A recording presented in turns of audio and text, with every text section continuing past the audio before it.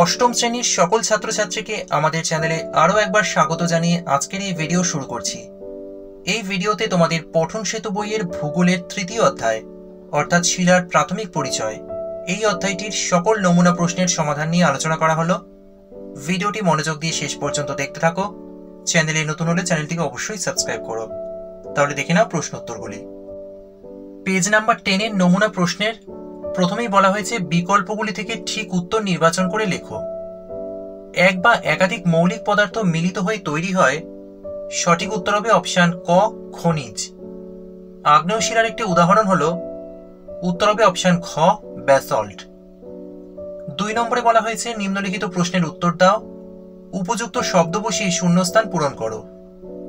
Lava জমাটবদ্ধ হয়ে dash শিলা তৈরি হয়, উত্তর হবে আগ্নেয় শিলা। বালি প্রধানত ড্যাশ দ্বারা গঠিত, উত্তর হবে কোয়ার্টজ। 2.2-এ বলা হয়েছে বাক্যটি সত্য হলে ঠিক এবং অসত্য হলে ভুল লেখো।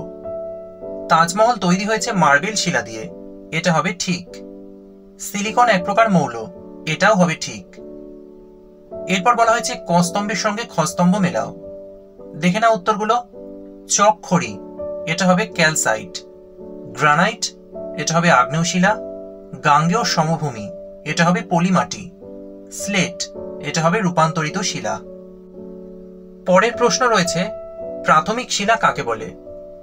পৃথিবীর জন্মের সময় থেকে উত্তপ্ত তরল পদার্থ ধীরে ধীরে তাপ বিকিরণ করে ঠান্ডা ও কঠিন হয়ে যে শিলা সৃষ্টি করে তাকে আগ্নেয় শিলা বা প্রাথমিক শিলা বলে, যেমন গ্রানাইট, ব্যাসল্ট প্রভৃতি। এর পরের প্রশ্নে দেখো একটা পার্থক্য দেওয়া হয়েছে, ম্যাগমা ও লাভার মধ্যে পার্থক্য।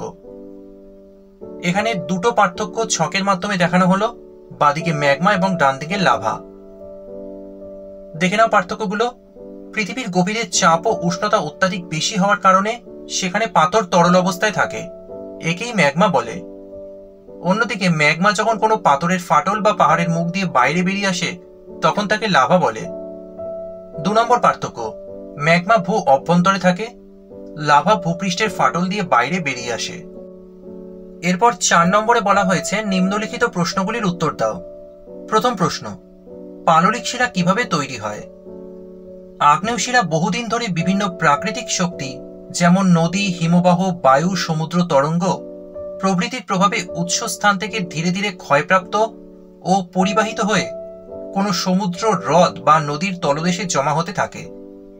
এভাবে বছরের পর বছর ক্ষয়প্রাপ্ত পদার্থগুলি স্তরে স্তরে সঞ্চিত হয় এবং চাপের ফলে জমাট বেঁধে শক্ত হয়ে পাললিক শিলা সৃষ্টি করে।